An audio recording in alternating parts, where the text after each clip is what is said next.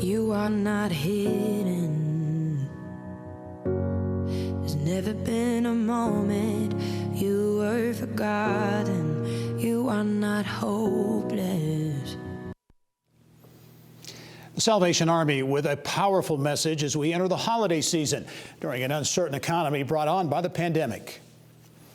For the first time in its 130-year history, the Salvation Army is starting its annual holiday fundraising campaign several weeks early to meet the needs of the underserved during the pandemic, and the numbers tell the story. Last year, the Salvation Army served about 68,000 people during the Christmas season. This year, the organization says demand has surged to 105,000. Salvation Army's iconic Red Kettles collect much of the money needed to provide services, but leaders say 2020 could be the most difficult year ever. Business of Health reporter Kylie Valletta has more. Kylie. Well, thank you, Gary. The pandemic has created a significant set of challenges for those symbolic red kettles, as this year's Christmas shopping season will look much different than years past. Retail stores are closing, consumers are carrying less cash and coins, and there's less foot traffic as online shopping grows. And yet the Salvation Army says the funds are needed more than ever as requests for services are at an all-time high. And that's why the organization is starting now to rescue Christmas for Hoosiers facing poverty. Indiana Divisional Commander Major Marc Johnson joins me now to tell us how the campaign isn't waiting until the traditional start of the Christmas season. Major Johnson, thanks for being on the show today. Thank you. All right, just a quick refresher. The Salvation Army puts food on the table, pays bills, provides shelter, and puts gifts under the tree for thousands of Hoosiers every Christmas season. You've seen an increase in demand in your services ever since the pandemic started. So tell us about that increase and what you think that might mean for the Christmas season as well this year.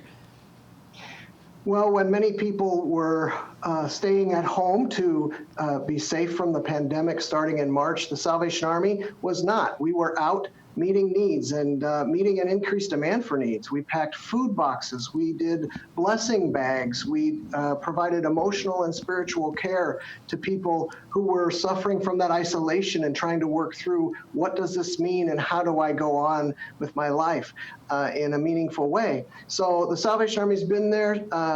And we work 365 days a year wherever the need is. And at Christmas time, we're anticipating that the need is going to grow because there are more and more people who are out of work. All right, so the bell ringers are such a symbolic part of Christmas. Will there be fewer bell ringers this year? And how will they look different this season 2020? Well, there may be fewer bell ringers, but we are encouraged in that several of our major retail department stores who partner with us regularly have already approved our agreement. We are taking precautions for our volunteers and our other bell ringers to make sure that they are safe from transmitting COVID or even catching it. And so they will have a video before they go out to make sure that they will learn the new rules, if you will. And the kettles will be out, but they may not be out as in force as in past years. Yeah, we talked about some of the unique challenges just with stores, some closing, a lot of people carrying less cash and coins. So one strategy the Salvation Army is taking is kind of making the kettles more high-tech this year. So explain how the kettles are sort of being modernized this year. Well, on every Red Kettle stand, there's a sign up at the top, and on that sign, every one of them will have a QR code, which is that little square with a bunch of black dots in it that you can scan, and on your smartphone, it'll take you straight to a donation page.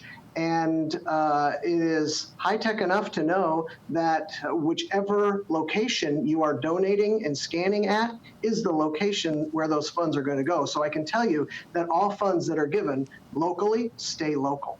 Yes, so important to know that it stays right there in the community. As you know, we have a business audience for our show. Is there a message you'd like to share with businesses or potential corporate partners out there? Yeah, the first thing I want to say is thank you. We have a long history of good relationships with many businesses, but there are many businesses who've never really decided to reach out and consider how they could contribute at this time of year. So I want to encourage people to let them know we need more relationships. We are open to work with you. There's so many different ways that can happen. One of the ways that is also tied in with that high tech is that you as a business owner or as a corporation can do a virtual online Red Kettle. Now, that's not live yet. It's coming November 1st. So hang on, get ready. But it will be coming, and that's a great way to raise money peer-to-peer. You can send out links to people, and they can donate. You can raise directly for the Salvation Army on a virtual Red Kettle, so it's not so cold as you standing out ringing a bell. All right, we've talked a lot about the challenges you're facing. We were talking off camera. Despite those challenges, you say you are hopeful. Tell me about that.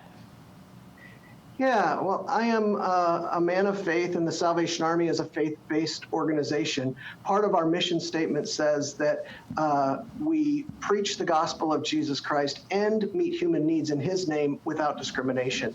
And one of the greatest messages that we have for people is that there's hope. You are not alone.